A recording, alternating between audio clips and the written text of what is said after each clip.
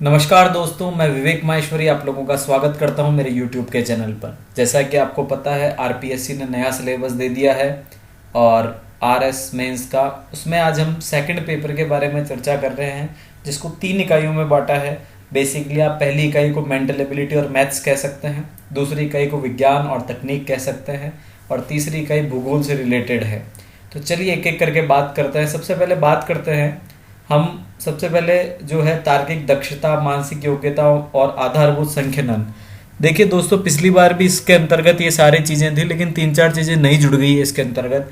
Mainly इसमें 2 चरों वाले युगपत रेखीय समीकरण, दूसरा सरल ज्यामितीय आकृतियों के क्षेत्रफल हमारे थे पहले, लेकिन गोला, शंकु, बेलन, घनाभ का आयतन और पृष्ठीय क्षेत्रफल नया जुड़ा है। तीसरा त्रिकोणमितीय अनुपात एवं कोण, और चौथा केंद्रीय प्रवृत्ति के माप, जिसमें माध्य, बहुलक, माध्यिका, मानक विचलन आदि हैं। चलिए तो सबसे पहले बात करते हैं इन सब चीज़ों के बारे में। तो ये जो बेसिक चीज़ें हैं, आपको इसके लिए 2 किताबें मैं बता रहा हूँ। एक तो आर.एस. अग्रवाल करके है और एक राजकुमार मथुरिया करके है। आप इन दोनों में से कोई सी भी किताब रेफर कर सकते हैं। अब खासकर बात करें इन 4 टॉपिक्स के बारे में। सबसे पहले 2 चरों वाले युगपत रेखीय समीकरण। दोस्तों, ये ऐसा टॉपिक है जो आपको पुरानी जो माध्यमिक शिक्षा बोर्ड की किताब आती थी उसमें मिलेगा, और मेरा जहां तक मानना है प्रश्न भी वहीं से ही आने वाले हैं। तो आप 2 चरों वाले युगपत रेखीय समीकरण अभी लेटेस्ट एनसीईआरटी की किताब और माध्यमिक शिक्षा बोर्ड की जो पुरानी किताब है, आप उससे हल करेंगे, ज्यादा अच्छा रहेगा।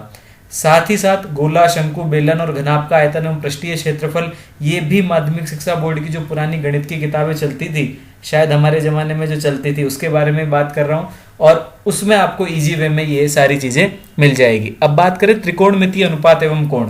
देखिए, जब ये वर्ड पढ़ रहे हैं तो इससे साफ मालूम नहीं चलता है कि आखिरकार देंगे क्या, बट मेरा ये मानना है जब ये वर्ड आया है त्रिकोणमितीय अनुपात एवं कोण, तो जो सिद्ध करने वाले होते हैं कि left hand side equals to right hand side, वैसा नहीं देंगे। सिंपल से अनुपात और कोण जो त्रिकोणमितीय सारणी बनती है उसके आधार पर पूछा जाएगा। तो इसलिए ये इतना ज्यादा हार्ड नहीं है जितना माना जाता है कि त्रिकोणमितीय अनुपात एवं कोण को माना जाता है। चलिए आगे बात करते हैं केंद्रीय प्रवृत्ति के माप, माध्य, बहुलक, माध्यिका, मानक विचलन एवं विचरण।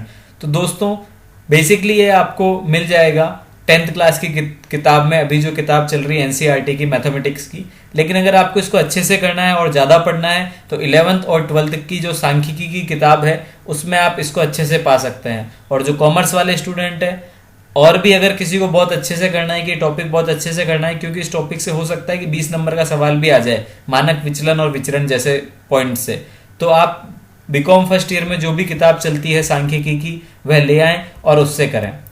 दूसरी बात करें इकाई द्वितीय की, सामान्य विज्ञान एवं तकनीकी।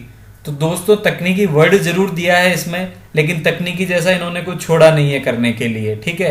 हो सकता है पिछली बार जो 2013 का सिलेबस था उसमें बीटेक वाले या साइंस वाले ज्यादा आए थे, उनको रोकने के लिए ऐसा किया है, परंतु ऐसा मुझे नहीं लगता है, ठीक है। आगे बात करें इसके बारे में, तो ये जितने भी टॉपिक्स हैं आप पहले से लेकर लास्ट तक देख लीजिए। केवल इसको छोड़कर राजस्थान के विशेष संदर्भ में कृषि विज्ञान, उद्यान विज्ञान, वानिकी, डेयरी एवं पशुपालन, इनको छोड़कर बाकी सब आपको 11th और 12th की फिजिक्स, केमिस्ट्री और बायोलॉजी के अंदर मिलेंगे। दोस्तों सबसे बड़ी बात यह है कि इसके अंतर्गत आप एनसीईआरटी ही करके जाएं तो ज़्यादा अच्छा रहेगा, कोई बुक रेफर ना करें, क्योंकि एनसीईआरटी में पर्टिकुलर एक एक पॉइंट के ऊपर 10-10, 15-15 लाइनें इसमें मिल जाएगी आपको।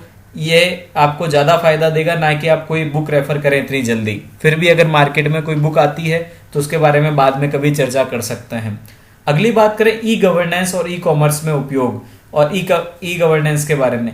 ई गवर्नेंस के लिए वैसे भी डिजिटल हमारा भारत वाला जो कॉन्सेप्ट है डिजिटल इंडिया वाला वो चल रहा है। ई गवर्नेंस के लिए खासकर राजस्थान गवर्नमेंट की वेबसाइट जरूर देखते रहें, क्योंकि ये वहां से अगर आपका इसका विजन मिशन और ये सब क्लियर हो जाएगा तो आपको आगे दिक्कत नहीं आएगी। इसके अलावा जितने भी टॉपिक्स है आपको सब 11th और 12th की एनसीईआरटी के अलावा कहीं नहीं पढ़ने हैं, और वहां पर आपको अच्छे से मिल जाएंगे। इकाई 3rd की जहां तक बात करें, नाम दिया है पृथ्वी विज्ञान, जिसमें भूगोल एवं भू विज्ञान दिया हुआ है।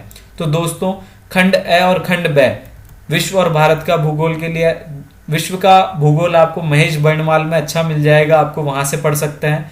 और भारत का भूगोल अलग से अगर पढ़ना है तो माजिद हुसैन की किताब आप ला सकते हैं, उसमें से कवर हो जाएगा।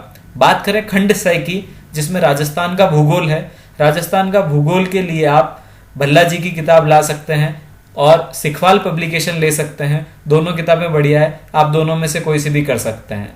तो ये दोस्तों, ये जो पेपर था बेसिकली, पहले जो पेपर हुआ करता था जिसके अंतर्गत 100 नंबर की मैथमेटिक्स और रीजनिंग और 100 नंबर की सामान्य विज्ञान और तकनीकी थी, तो इसमें से तकनीकी वाला पोर्शन तो वैसे भी हटा दिया गया है, विज्ञान का पोर्शन और गणित का पोर्शन कम कर दिया गया है। ऐसा लगता है, मान लीजिए पिछली बार के रिजल्ट को देखते हुए इन लोगों ने थोड़ा सा उसको बदला है कि भाई साइंस वालों के ऊपर थोड़ी सी, आप मान सकते हैं, इसमें गाज गिराने वाली स्थिति पैदा कर दी है।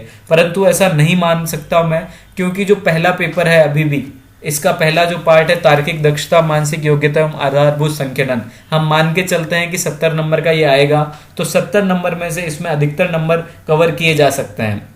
और वैसे ही थर्ड जो पार्ट है भूगोल का, उसमें भी अच्छे नंबर लाए जा सकते हैं। इस सिलेबस की सबसे अच्छी विशेषता ये है क्योंकि इसमें पर्टिकुलर पॉइंट्स दे रखे हैं। आप पूरा का पूरा चैप्टर ना पढ़ें, केवल जो पॉइंट दे रखे हैं उन्हें ही पढ़ें। जैसे गुरुत्वाकर्षण के बारे में बोलता है तो गुरुत्वाकर्षण के बारे में ही पढ़ें, सरल आवर्त गति के बारे में बोलता है तो सरल आवर्त गति के बारे में पढ़ के छोड़ दें।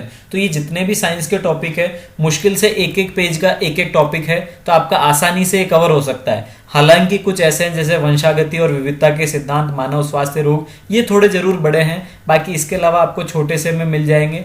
तो दोस्तों, आप इसके लिए ये काम कर सकते हैं। कैसा लगा आप लोगों को जरूर बताएं। धन्यवाद। जय हिंद, जय भारत।